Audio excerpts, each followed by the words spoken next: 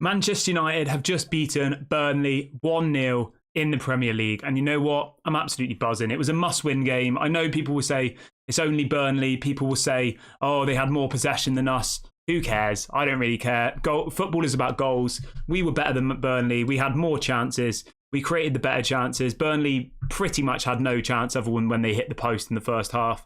I think we were the better team. Yes, it wasn't the most exciting football. Yes, it was a little bit pragmatic.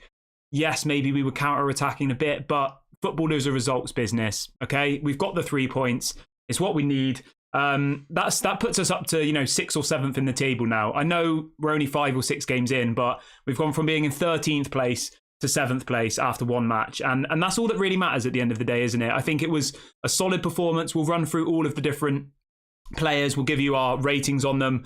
As always, do make sure you smash a like on the video and subscribe, and do get involved in the comment section. Let me know who your man of the match is. I will be giving my man of the match in a couple of minutes time. So I want to say a very, very big up, special shout out to Hannibal Mejbri. I thought he was unbelievable today.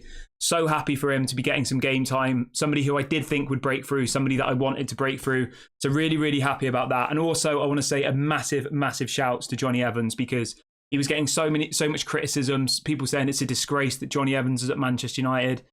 He had probably one of our best defensive performances of the whole season this so far, if not the best. He was unbelievable. He had a goal chalked off, which I think was a little bit unfair. His ball for Bruno Fernandes was absolutely spectacular. That goal from Bruno was, I reckon it was the best goal we've scored this season. I know we haven't scored many, but it was absolutely incredible. We got the 3 points. Yes, it wasn't the best performance ever, but for me, 3 points are the most important. Now, I'm going to run through the player ratings really, really quickly. So Onana, I think he was solid today. I'm so happy that he got himself a clean sheet. I think he was decent. Didn't put a foot wrong, made some good saves. Probably give him a 7 or an 8 out of 10. Reguilon wasn't as good as he was in previous games, but I still think he was decent. Give him a 6, 6.5 out of 10. Johnny Evans, 8 out of 10. Man of the match for me. Lindelof, again, I thought he was decent today. Diogo Dalot, I don't know, didn't really do much for me personally, but I'll give him a 6. Casemiro, back to his old self. It's got to be at least a 7.5 for me. Really, really happy with what we saw from Casemiro this game. McTominay, I thought in the first half was awful. He was a little bit better in the second half. We'll give him a 6 out of 10 for this match. What else have we got? Bruno Fernandes. I think his goal was literally spectacular. But the rest of it, I don't think he did much really, but his goal was unbelievable. So you've got to give him a good solid 7 out of 10. Hannibal, 8 out of 10. Him and Johnny Evans were in contention for me for man of the match. Marcus Rashford, I don't really think had much to do. Give him a 6 out of 10. And the same with Rasmus Højlund. I don't think he really had much to do. There is one major bit of news which is a bit concerning. Apparently, Reguilon has done his hamstring. He went off the pitch, I think with around 10 minutes to go, and was replaced by Rafael Varane. Apparently, he is out with a hamstring injury. Now, I don't know how long a hamstring injury is usually. Let's have a look. Recovery time for hamstring injury. A low-grade hamstring injury is usually 1 to 2 weeks, whereas a larger one can be 2 to 6 weeks. So we'll have to wait and see. We will probably be without him for the game against Crystal Palace on Tuesday, I think it is, and then we've got Crystal Palace again on the weekend. We've got a League Cup match against Crystal Palace, and then we've got a Premier League game against Crystal Palace. So a bit disappointing. Let's see what people are saying in the live chat. Lumen says now we've got 3 left backs out. So yeah, obviously Malasia's out, Reguilon's out, and also who's the other one? Luke Shaw's out. So all 3 of our left backs are out. I would imagine that we'll probably see either Martinez or Sofian Amrabat at left back. Apparently Amrabat can play in the left back position. He's done that before, Erik ten Hag said. So we will probably see that in the game against Crystal Palace on Wednesday, I think it is. What else was there to talk about?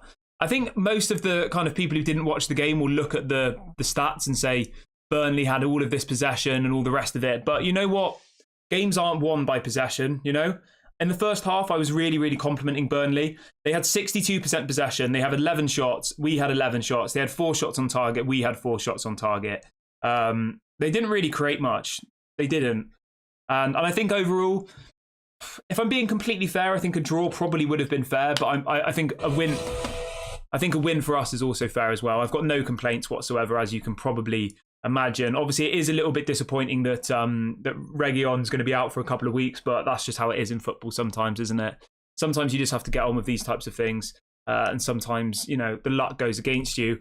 What is positive, though, obviously Amrabat got his first couple of minutes of the season, so we should hopefully see Sofian Amrabat against Crystal Palace on Wednesday. Mason Mount will also be back for that game. Rafael Varane obviously came on, so he's back from injury. We are starting to slowly get some of these people back, so hopefully this is the building block that we need to try and kickstart our season. I'm not going to sit here by any means and say, yes, we're going to win the Premier League. I think we're still a very, very long way away from Manchester City, as I'm sure everybody watching this show tonight knows. But a win's a win. We're up to 8th place in the Premier League now. We're on 9 points. We're only 4 points off 5th place, which should get us Champions League. We're 3 points off 5th place, you know? Obviously, it's not what we want, but it is what it is, isn't it? We've won 3 and lost 3. 9 points.